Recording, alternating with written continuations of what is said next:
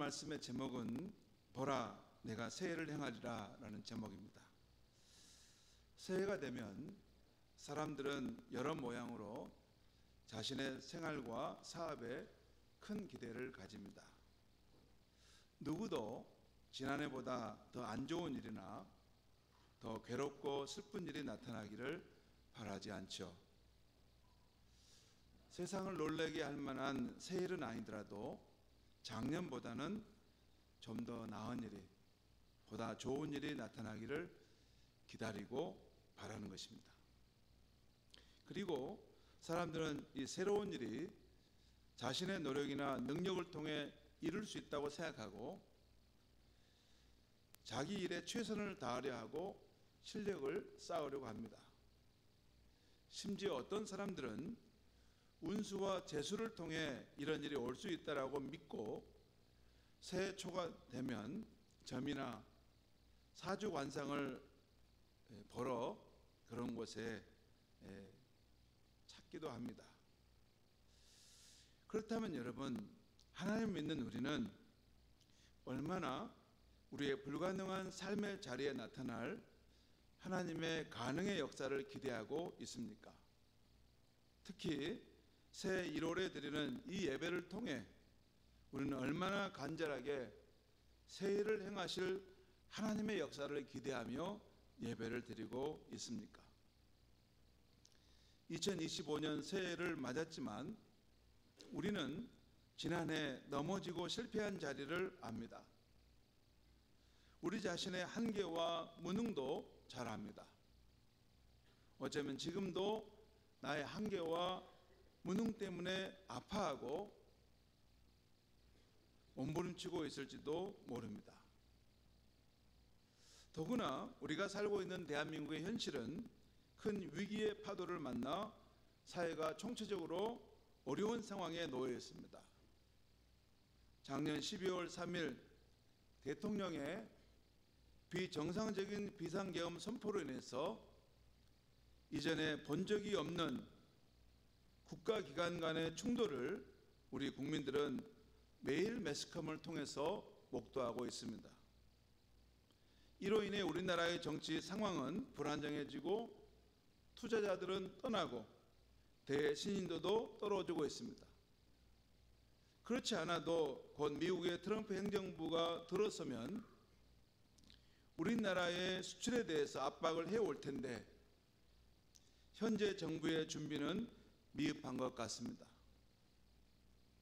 이런 국내적인 불안정한 요소 때문에 국내 경기도 어렵고 일반 서민들인 자영업자들도 많이 어렵다는 소식이 들려옵니다.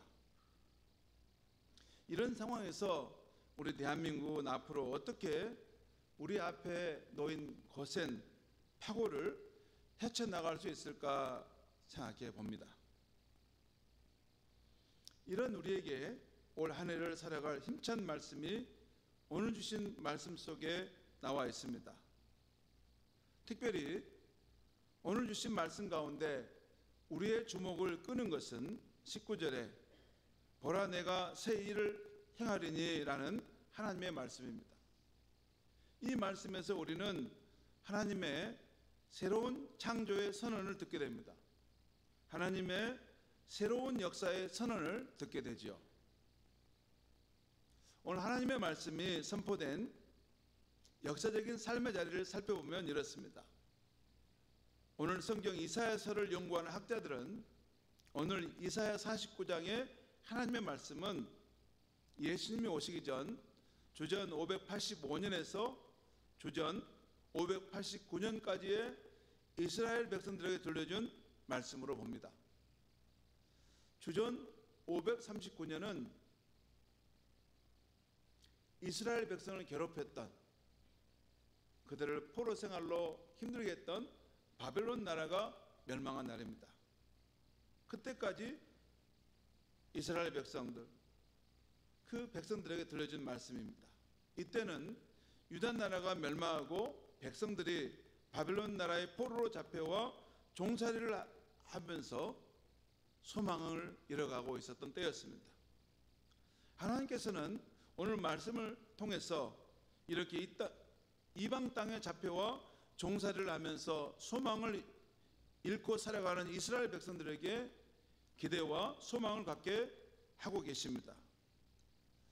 오늘 주신 말씀의 순서를 보면 먼저 하나님은 자기 백성들과 어떤 관계에 있는가를 말씀하고 계십니다. 곧 하나님은 그들의 구속자요, 그들의 창조자요, 그들의 왕이심을 선언하십니다. 그리고 그들은 하나님의 백성이며 하나님의 택하신 자요, 하나님을 위해서 지음받은 백성들임을 말씀하고 있어요.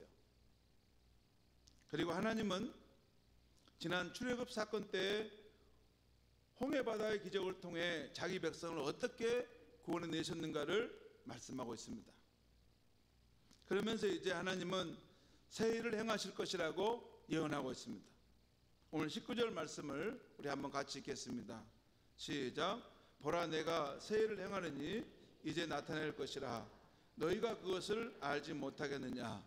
반드시 내가 광야의 길을 사막의 강을 내리니. 보라, 내가 새 일을 행할 것이다. 지금 그 일이 일어나고 있는 것을 너희가 알지 못하느냐. 이 말씀을 통해서 하나님은 바벨론 포로 생활로 지쳐서 소망을 잃어가던 백성들에게 두 가지를 말씀하고 있습니다. 하나는 보라, 내가 이제 새 일을 나타내겠다는 것입니다. 또 하나는 그 새 일을 어떻게 나타낼 것인가. 그 방법은 메마른 사막에 길을 내어 강물이 흘러가게 하겠다는 것입니다. 그래서 목마른 내 백성들이 그 생수의 강을 먹고 누리도록 하시겠다는 것입니다. 여기 사마의 강물이 흐른다는 것은 그 당시에는 전혀 새로운 사건이었습니다. 전에 있었던 일의 계속이나 반복이 아니었습니다. 이 일은 완전히 처음 나타나는 새로운 사건이었습니다. 여러분, 그 옛날 이 출애굽 사건 때는 하나님께서 그 바다에 길을 내시고 그 바닷물을 마르게 하셨습니다. 그런데 이제는 하나님께서 이 광야에 길을 내시고 그 광야에 생수의 강이 흘러가게 하시겠다는 것입니다. 다르죠? 이사야 선지자는 그의 다른 예언에서 이 부분을 말씀하고 있어요. 이사야 48장 6절과 7절 말씀에 제가 읽겠습니다. 이제부터 내가 새 일, 곧 내가 알지 못하던 은비한 일을 내게 듣게 하노니. 여기 은비하다는 말은 감출 은자입니다. 빗자는 비밀이죠. 감추어진 비밀의 일을 내게 알게 할 것이다. 내가 듣게 할 것이니 이 일들은 지금 창조된 것이요 옛 것이 아니라 오늘 이전에는 내가 듣지 못하였으니라고 했어요.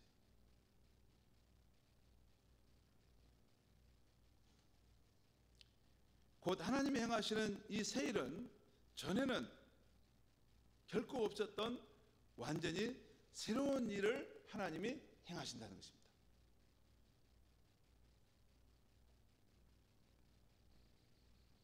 오늘 하나님께서 이 말씀을 하시는 상황을 보면 그 백성들이 나라를 잃고 다 망해버린 때였습니다. 하나님이 이제 새 일을 행하실 것이라는 예언이 선포된 때는 인간의 힘이나 지혜가 완전히 무용지물이 되어버린 때였습니다. 자기 나라의 멸망과 포로 생활을 하던 그 백성들에게 모든 희망이 사라졌고 모든 영광과 모든 체면이 무너져 버렸던 것입니다. 여러분, 그 전에 이스라엘 나라의 왕자였고 고관의 자녀였고 꽤 이름 있는 사람이면 무슨 소용이 있습니까? 나라가 멸망하고 다 이제 바벨론 나라의 포로로 잡혀와서 종살이하고 있으면 다 똑같은 종인 것이죠. 모든 가능성이 불탄 새끼들처럼 되어버린 그런 때였습니다. 자신들의 지혜, 살기 위한 모든 수단도 그들을 그 절망과 고통에서 구할 수 없는 것으로 느껴지던 때였습니다. 완전히 소망이 끊어진 때였고 역사의 막다른 골목에서 최후의 임종을 기다리고 있을 때였습니다.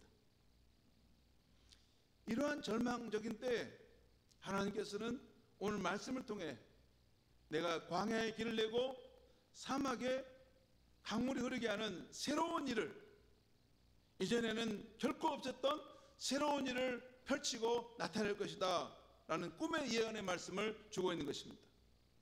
모든 것이 다 절망적이지만 하나님이 하실 일 하나만은 아직도 그들 앞에 남아있다는 것입니다. 모든 것이 다 봉시되고 끝나버렸지만 하나님이 하실 일 한 가지만은 아직도 그들 앞에 남아있다는 것이에요.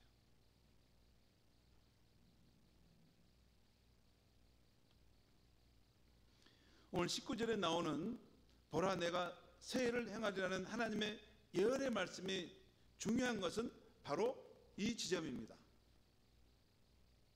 사람의 지혜나 능력이 아무 소용이 없어지고 사람에게서 올 수 있는 모든 가능성이 완전히 끊어졌을 때, 바로 그때 하나님이 자신의 새 일을 시작하신다는 것입니다. 인간이 완전히 절망하고 소망이 사라졌다고 여기는 바로 그 지점에서 하나님은 새 일을 시작하신다는 거예요. 우리 성경은 언제나 이 사실을 우리에게 분명하게 보여주고 있습니다. 예를 들면 형 요셉을 피해 도망하던 야곱은 광야에서 쓸쓸히 돌베개를 베고 잠을 잤습니다. 아버지를 속이고 형의 축복을 가로채 도망가는 야곱의 인생은 이제 막다른 골목에 처한 것입니다. 스스로도 너무나 못나 보였던 그런 초라한 그런 순간이었습니다. 그런데 놀랍게도 야곱은 그날 밤 그 절망의 자리에서 새롭게 새 일을 행하시는 하나님을 만나게 된 것입니다. 그 광야의 돌베개를 베고 자는 그날 하나님께서 나타나셔서 그에게 축복의 말씀을 주시고 너의 인생의 앞날은 잘 될 것이다 라는 그 복된 말씀을 주셨습니다. 모세와 이스라엘 백성들이 강력한 애국 군대에 의해 쫓겨가고 있는데 그들 앞에 큰 장벽과 같은 홍해 바다가 나타난 것입니다. 이제 그들이 살 수 있는 희망은 다 끊어진 것입니다. 그런데 살 소망이 끊어진 바로 그 자리에서 하나님의 구원하시는 새 일이 나타났던 것입니다.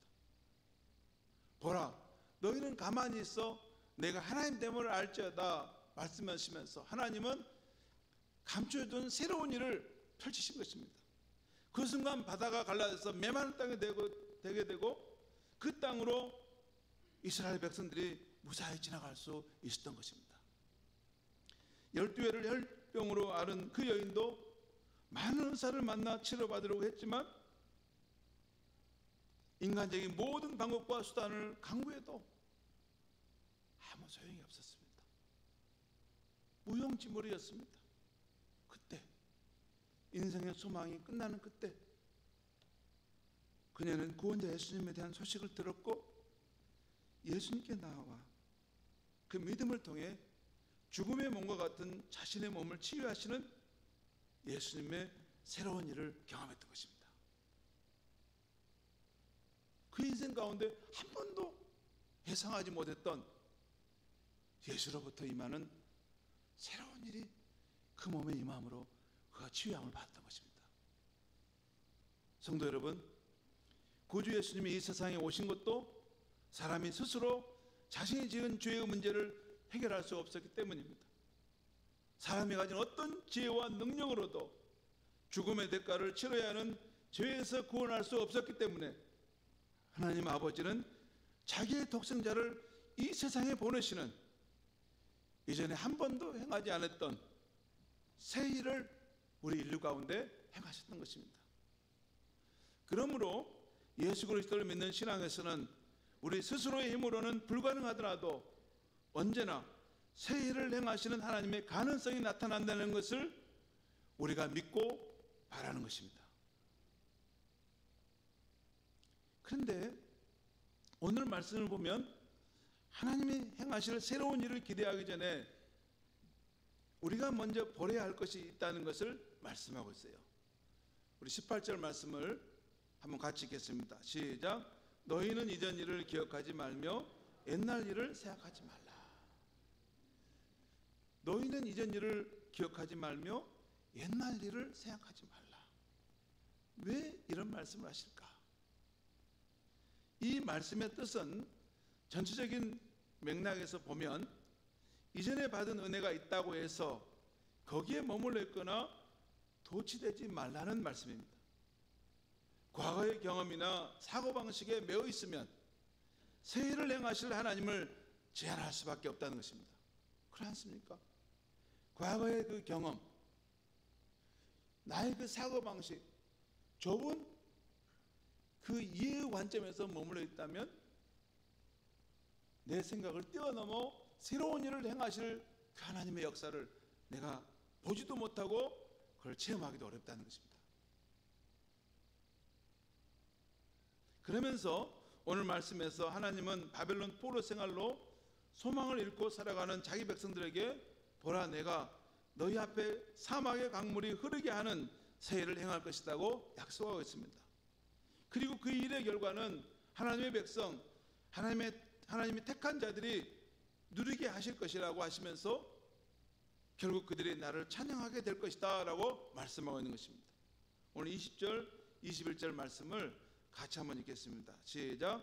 장차 들짐승 곧 승냥이와 타조도 나를 존경할 것은 내가 광야의 물을 사막의 강들을 내어 내 백성 내가 택한 자에게 마시게 할 것임이라. 이 백성이 내가 나를 위하여 지었나니 나를 찬송하게 하려 하심이라. 여기 보면 하나님께서 이 광야의 물을, 사막의 강물을 내어서 흘러가게 할 텐데, 일체적으로는 하나님의 택한 백성들이 그 생명수의 물을 먹고 구원을 받도록 하는 것입니다. 그런데 참 재밌는 것은 그 구원받은 백성들 뿐만 아니라 이 광야에 사는 들짐승들도 그 생수의 물의 축복에 함께 참여하게 된다는 거예요. 여러분요, 한 사람이 예수를 인격적으로 만나고 거듭나서 그의 인생이 바뀌게 되면, 하나님 안에서 새로운 인생으로 바뀌면 그로 인해서 그 주변에 있는 사람들이 복을 받는다는 거 아세요? 그 주변 사람이 복을 받습니다. 그 당신이 예수를 믿었는데 우리가 덕을 봅니다, 이렇게 말합니다. 왜냐하면 예수를 믿으면 정직한 사람이 될 수밖에 없고, 예수를 정말 믿으면 온유와 겸손과 정말 사랑에 충만한 사람이 되어갈 수밖에 없습니다. 그러니까 한 가장이 예수를 믿게 되면 그 가정이 그때부터는 이제 천국의 세상이 시작되게 되는 것입니다. 그게 진짜입니다. 그래서 그 주변에 있는 그런 다른 들짐들도 함께 복을 누린다는 것입니다. 아마 예수를 믿기 전에는 집에 있는 강아지도 함부로 대하고 발로 찼을 텐데, 예수를 믿고 나서 성령의 사람이 된 후로 아마 마음이 온유하고 부드러워졌을 수 있습니다. 그래서 가정이 천국으로 바뀌는 거죠.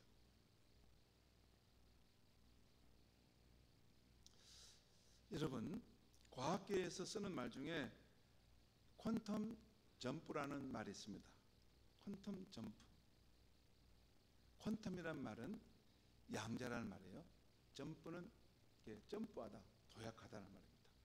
그런데 퀀텀 점프라는 말은 우리말로 하면 양자 도약이라는 그런 말로 번역할 수 있습니다. 이것은 전자가, 물질의 가장 작은 단위인 전자가 한 에너지 상태에서 다른 에너지 상태로 순간적으로 이동하는 현상을 말합니다. 사진 한번 보겠습니다.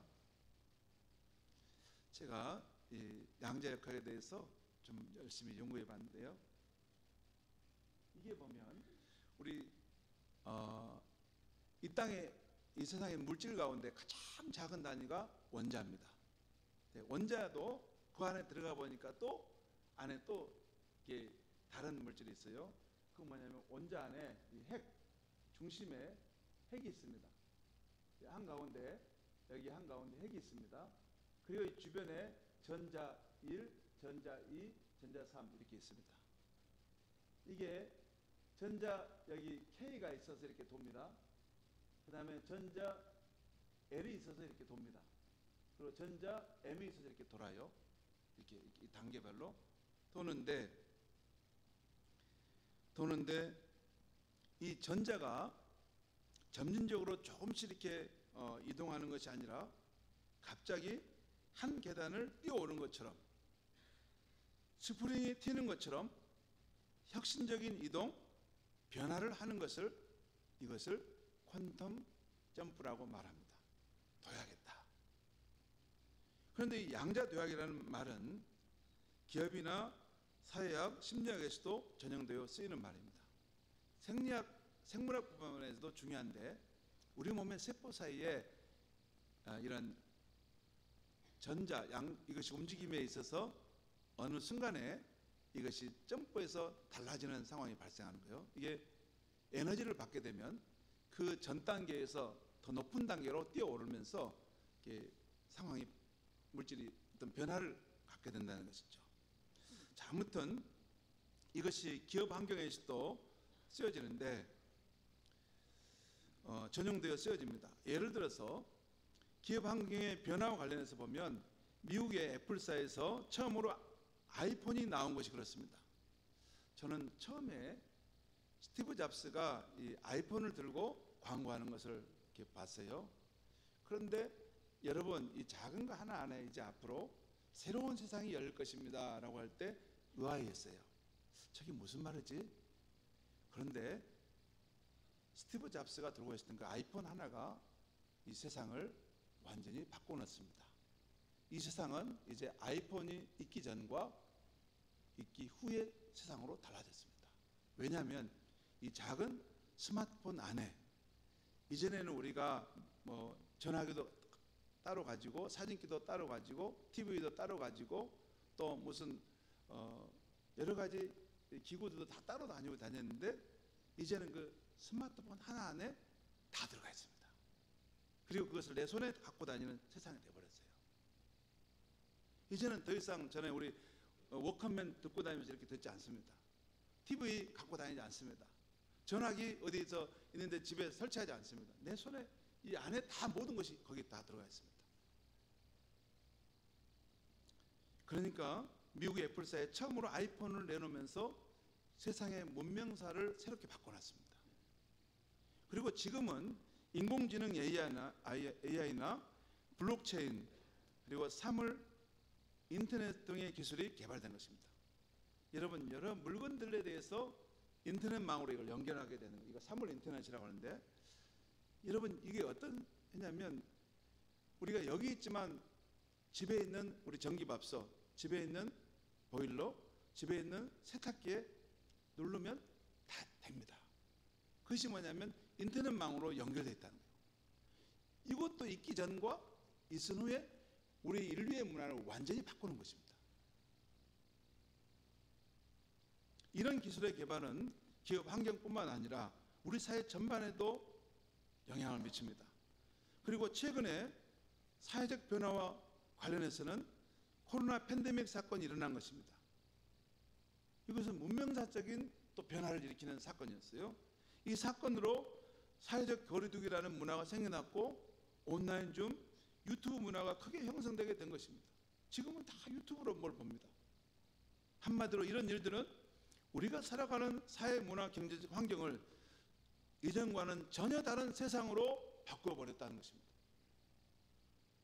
그런데 정체되어 있던 한 국가나 한 공동체, 한 개인의 삶에도 이런 퀀텀 점프, 양자 도약과 같은 일들이 일어날 수 있다는 것입니다.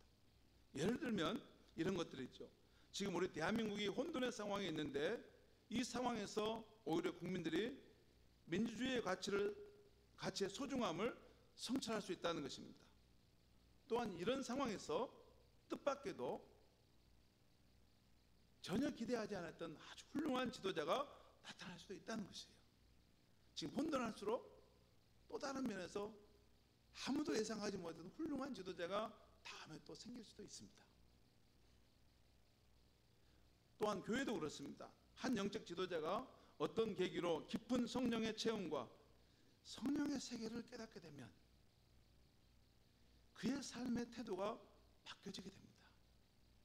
그러면 그 지도자와 함께 동시에 그가 속한 공동체도 함께 놀라운 변화의 물결을 경험하게 되는 것입니다. 가정도 그렇습니다. 자신만 알고 일지향적이던 한 가장이 어떤 계기로 예수를 만나 혁신적으로 거듭나게 되면서 그가 속한 가정이 천국의 가정으로 변화되는 것입니다. 또한 방황하던 자녀가 어떤 계기로 마음을 잡고 마치 탕자가 온전한 삶으로 돌아오듯이 돌아오는 것입니다. 부모가 방황하는 그 자녀가 돌아오기를 그렇게 노력하고 힘썼는데 아무 소용이 없었어요.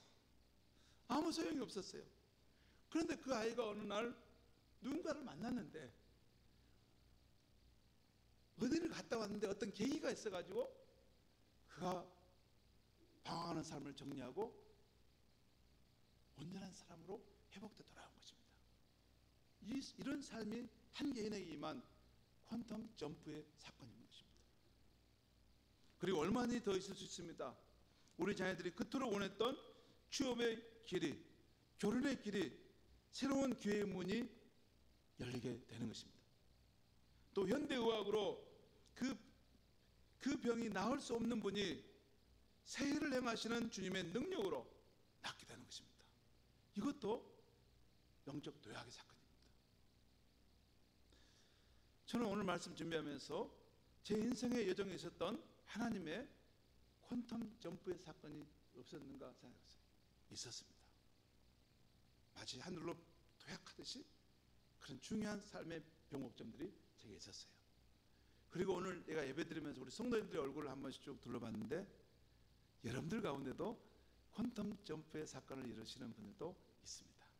저분은 저런 일이 있었지, 저분은 저런 일이 있었지. 그런데 아직 이런 사건을 잘 모르는 분도 있겠구나 하는 생각도 해봅니다. 성도 여러분, 우리가 바라보는 이 물질 안에 있는 원자와 전자를 만드시고 그 안에 이런 양자의 도약이라고 하는 이런 질서를 만드신 분이 누구십니까? 하나님이시죠. 창조주 하나님이 이 질서를 만드셨잖아요. 그렇다면 그 하나님이 우리 인생 가운데 퀀텀 점프의 사건을 일으킬 수 없을까요? 얼마든지 더 많이 일으킬 수 있는 것입니다. 그래서 새해를 맞았는데도 아무 뜻 없이 그냥 흘러가는데도 가는 대로 죽은 물고기처럼 이 새해를 맞이한다는 것은 불신앙인 것입니다. 새해를 행하시는 하나님을 그 사람은 전혀 믿지 않고 그냥 흘러간 대로 사는 것입니다. 성도 여러분, 오늘 성경에 나온 그 옛날 이스라엘 백성들에게 새해를 행하신 하나님은 지금도 살아계신 분인 줄 믿습니다. 오늘 새 1월 예배를 드린 우리에게도 하나님은 보라, 내가 새해를 행하리니 내가 광야의 길을 사마의 강을 내리라는 약속을 해주시는 줄 믿습니다. 지금 혼돈과 어려움에 빠진 우리 대한민국에서도 대해서도 하나님은 이 나라를 버리지 않고 구원할 새해를 준비하신다고 저는 믿습니다. 성도 여러분, 새해를 맞았지만 여전히 옛것이 우리의 마음을 괴롭히고 있습니다. 어려운 날들의 무거운 짐들이 여전히 우리를 누르고 있습니다. 하지만 하나님은 선한 능력으로 우리를 너무나 잘 보호하고 계십니다. 하나님께서는 밤이나 아침이나 우리의 곁에 계십니다. 우리의 매일의 새로운 날에 함께하고 계십니다. 이 새해를 우리 가운데서 새해를 행하실 하나님을 믿으며 희망찬 마음으로 걸어갈 수 있길 바랍니다.